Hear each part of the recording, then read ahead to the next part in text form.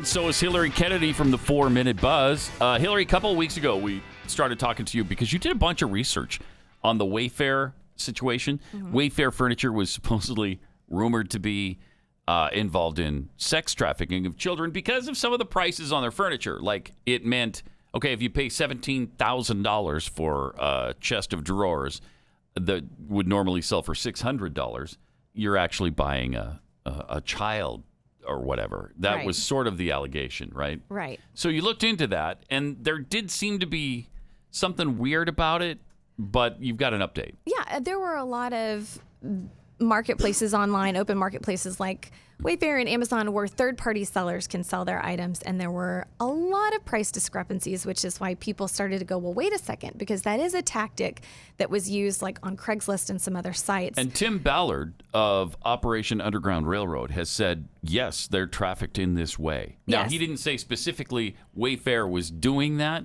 but he said it is done this way. Right. So it's not fair to accuse these companies because there's no proof that they are involved in any way.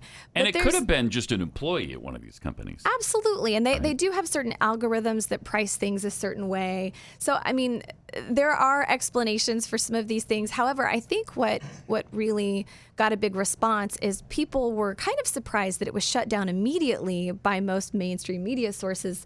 Mm-hmm. And not even looking into it at all, just to see like, well, why are these prices so high? And, you know, why do they have the names of missing children on some of the products? That is really weird. It just seemed a little odd that people wanted to shut it down and not allow the general public to do research and to ask questions, because when something, where there's smoke, there's fire a lot of times. So it's always good to just ask questions and search and make sure. Mm-hmm. But Wayfair did release a statement, so I wanted to give you an update on that. They said that there is, of course, no truth to these claims. And they said the products in question are industrial-grade cabinets that are accurately priced. So they said recognizing the photos and the descriptions provided by the supplier did not adequately explain the high price point. We temporarily removed the products from the site to rename them and provide a more in-depth description and photos that accurately depict the product to clarify the price point.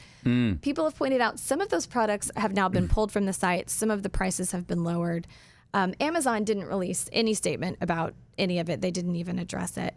But I think what ended up happening through all of this is it just created a bigger conversation about other things that are going on with those pedophilia rings that people are suspecting are going on in Hollywood. Mm-hmm. Because for a long time, people have talked about children in Hollywood, especially these young kids that go to Hollywood to be big stars.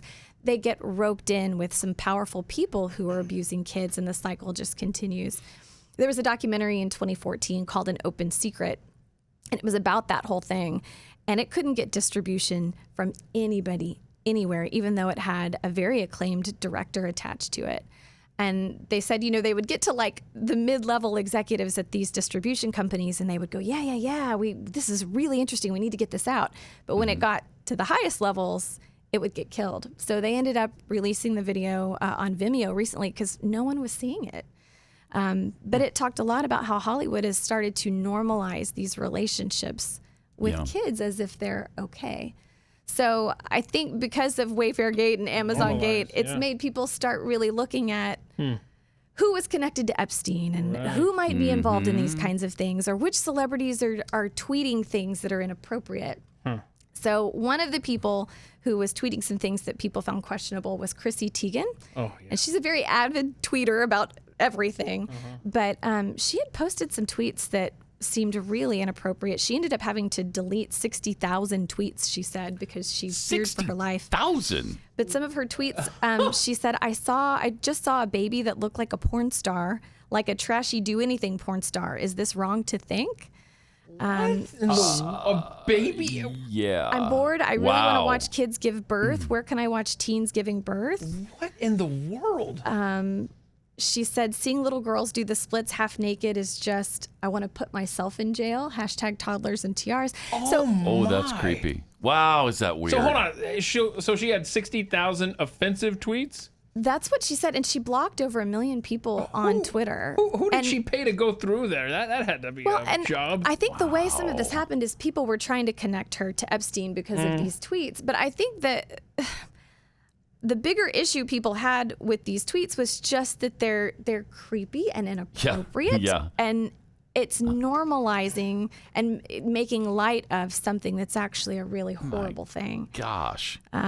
So another YouTube star, Shane Dawson, he did a video 10 years ago where he was doing something inappropriate as a joke in front of an image of Willow Smith, who is Jada Pinkett Smith and Will Smith's daughter. Okay. She was a Disney star at the time and was 11 years old. So he's pretending to do this inappropriate act to her photo. Okay. And that also created a big stir recently because it's been up on YouTube for years and years and years, and people have been asking them to take it down. And until all of this happened with Wayfair, it was still going to remain there until that happened and people really started taking notice. So that was brought down.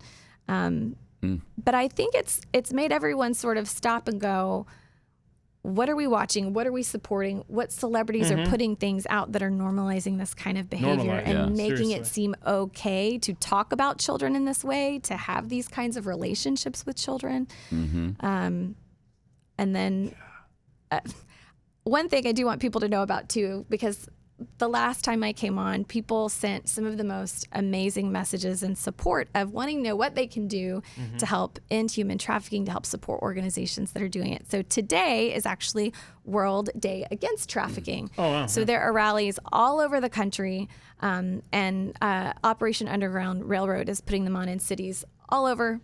If there isn't one in your city, you can live stream it, but you can go to ourrescue.org and find out how you can participate, how you can learn more about trafficking, so and just how you can support. ourrescue.org/rise up. We will tweet this link out at Pat Unleashed if you want to see if there's an event in your town. Yes, and you can wear blue in support of ending human trafficking also. So if you're getting dressed for the day, you can wear a little blue and then give you an opportunity to talk to people about it.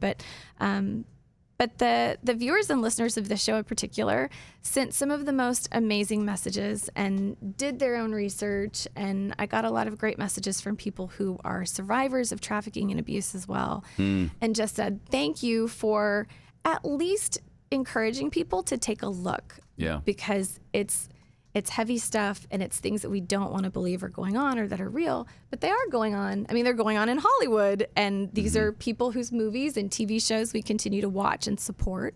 So it's good to take a critical eye and look at what these people are tweeting and who we're letting our kids watch too. I don't want our children growing up thinking that it's normal to see these images of children being sexualized. Yeah, and I've just recently become aware of another situation that's just really shocking that I had never heard of it until 2 or 3 weeks ago when I was watching an ESPN, I think it was 30 for 30. And for some reason, it was on ESPN, I think because there was boxing involved. Somebody set up a boxing clinic for girls or something, so that they would have some self-defense measures when people kidnapped them. But there is an indigenous persons problem here where 5,000 Native American girls in the last 4 years have been murdered or are missing. Have you heard of this? No. Not a peep. Over 5,000. They call it MMIW, murdered missing indigenous women. And it's apparently super common for a Native American girl to just turn up missing and they never hear from her again. And they don't know what happened. They can't solve these problems, these crimes, and it was 100 in the last year just in Montana, and 5,000 nationwide. So this might be a good day to talk about that. And absolutely, become aware of that because there's a serious problem in 2020, and we rarely talk about it. No, rarely. So maybe it's a good thing this Wayfair thing came up. I think a lot of really good things have come of it, and one thing I forgot to mention too, we were talking about Hollywood. There was a video that resurfaced of Jenny McCarthy from the American Music Awards back in 2012, and she forcibly kisses Justin Bieber on the neck. She grabs his butt, and then you can tell he's very uncomfortable by this. And when she was interviewed about it, she said some things that I think if a man had said, a man saying these things would never have gotten away with it. I've been enjoying the night so far. great. I just got to neck Justin Bieber and grab his butt. I saw that you totally it was a full-on almost makeout session. Almost A little cougar scary. yeah. But I took the opportunity in the window, considering I'll never get to do it again, and kind of molested him. Wow. Yeah, whatever. Yeah. Wow. Yeah, I did that. Yeah, And that was perfectly fine. Yeah, she talks Totally about fine. it being cougar rape and Wow. how he was so cute and little and small and she just couldn't help herself. And so I think those are things too. We've got to look at If that was not a man, just, he'd be in jail, right? and his career would have been Because I think when we devastated, think and of it rightly from- so. It's always a man, but it's women too. Wow. Okay, well, All right. stay on this, please. Really interesting, and thanks for all the work you've done on that, Hillary. That's great. We'll watch for you on the 4-minute buzz In coming up. 13 minutes from now. All right. Thanks. Thank you.